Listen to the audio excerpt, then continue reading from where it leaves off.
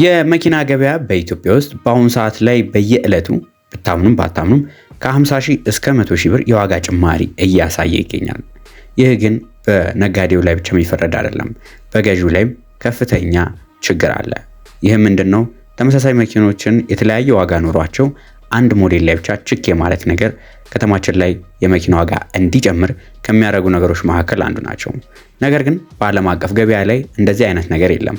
አዲስ የተሻሻለ ብራንድ በሚመጣበት ጊዜ ያንን የመሞከር ነገር አለ። በዛሬዎቻችን እስቲ ከቢዋይዲ ሴጉል ጋር ዋጋው ተቀራራቢ እንዲሁም ከቢዋይዲ ሴጉል የሚያንስ ሆኖ ነገር ግን ከነ ቢዋይዲ ዩዋን አፕ ጋር ሊወዳደር የሚችል አዲስ ሞዴል ለገበያ ቀርቦ በአሁኑ ሰዓት ላይ ቻይና ውስጥ በብዛት እየተገዛ ያለ ተሽከርካሪ አለ። እናንተም ልትወዱ ትችላላችሁ ብዬ ይዤላችሁ ቀርቤያለሁ። በዛሬዎቻችን የምንመለከተው ሊፕ ሞተርስ A10 የሚባል ተሽከርካሪ ነው። የተሽከርካሪ ምን አይነት ተሽከርካሪ ነው? ከቢዋይዲ ሴጉል ጋር ሲወዳደር በምን ይሻላል፣ በምን ያንሳል የሚሉትን አንድ ባንድ እንመለከታለን። ከመረጃዎቹ ጋር አብራችሁም ቆየው። አዶንያስ ነኝ። መልካም ቆይታ። ከዛ በፊት ግን ለዚህ ቻናል አዲስ ከሆናችሁ በዚህ ቻናል ላይ በየዕለቱ ከመኪና ጋር የተገናኙ የተለያዩ መረጃዎችን መከታተል የምትፈልጉ ከሆነ ሰብስክራይብ ያድርጉ። እንዲሁም ቪዲዮ ሲለቀቅ በቶሎ እንዲደርሰው የደወል ምልክቱን ይጫኑ። በዓለም አቀፍ ደረጃ በአሁኑ ሰዓት ላይ በብዛት ተቀባይነት እያገኙ ከሚገኙ ብራንዶች መካከል አንዱ ሊፕ ሞተርስ ነው። ሊፕ ሞተር እንግዲህ በቻይና ውስጥ የሚገኝ መኪና አምራች ድርጅት ነው። በሀገራችንም ተለቅ ያሉ ሞዴሎችን የተለያዩ ቦታዎች ላይ በተለይ አዲስ አበባ ውስጥ ከተመመልከት ከጀመርን ትንሽ ወራቶች አስቆጥረዋል። በቅርቡ ደግሞ ለገበያ የቀረበው A10 የሚባል ሞዴል አላቸው። የተሽከርካሪ እንደነገርኳችሁ ዋጋው ከቢዋይዲ ሴጉል የሚያንስ ሆኖ ነገር ግን ፊቸሩ እንዲሁም ደግሞ ሳይዙ ራሱ ተለቅ ያለ ነው። ሴጉል እንደምታውቁት እነዚህ ተሽከርካሪዎች ሰብ ኮምፓክት ሃችባክ የሚባሉ ናቸው።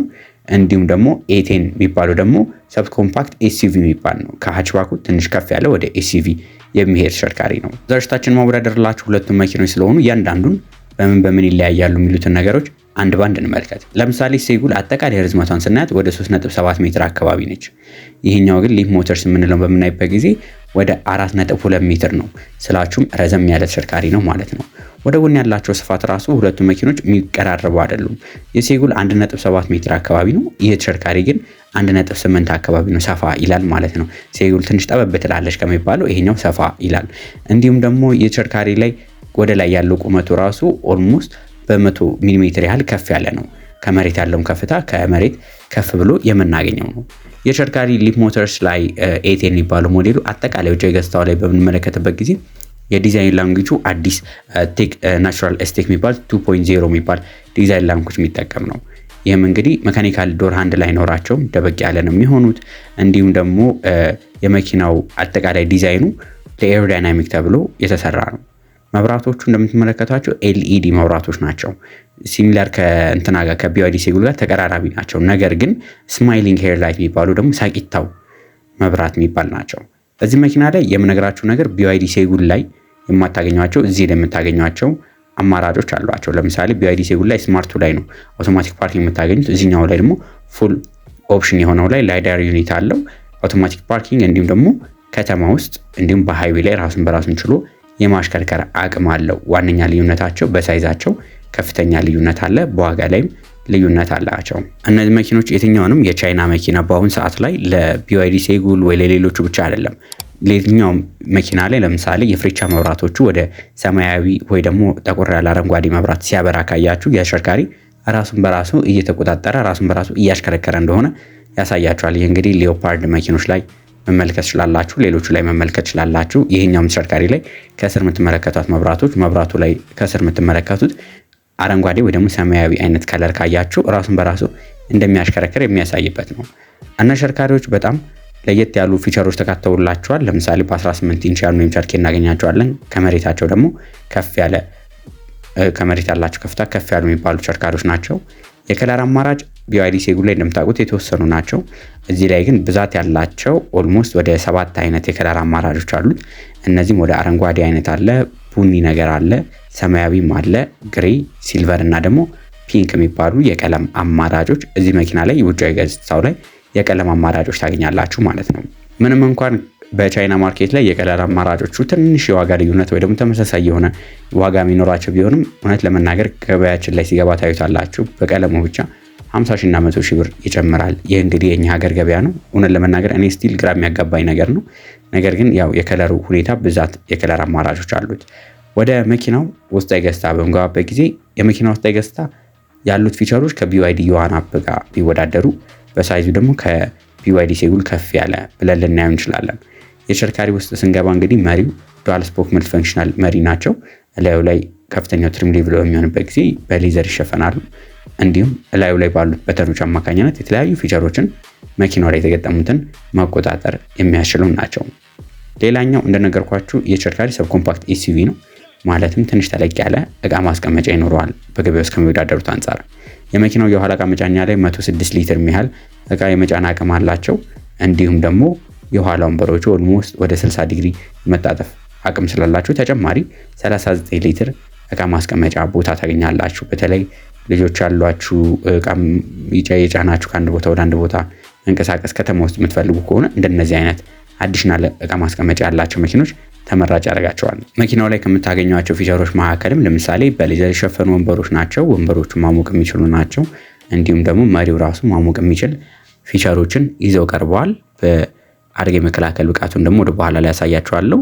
ድንገት አደጋ ቢደርስ ውስጡ ብዛት ያላቸው ኤርባጎች ስላሉት ምንም አደጋ ሳይደርስባቸው መውጣት የምትችሉባቸው አማራጮችን ይዘው ቀርበዋል። እዚህ መኪና ላይ የተገጠመለትን ኢንፎቴመንት ስክሪን እንመልከት። ለምሳሌ ዳሽቦርዱ ላይ የምናገኘው ባለ 8.8 ኢንፎቴመንት ድራይቨር ዲስፕሌይ እናገኛለን። ከዛ በተጨማሪ ደግሞ ዋናው ተለቅ ያለው ስክሪኑ በ14.6 ኢንች እናገኘዋለን።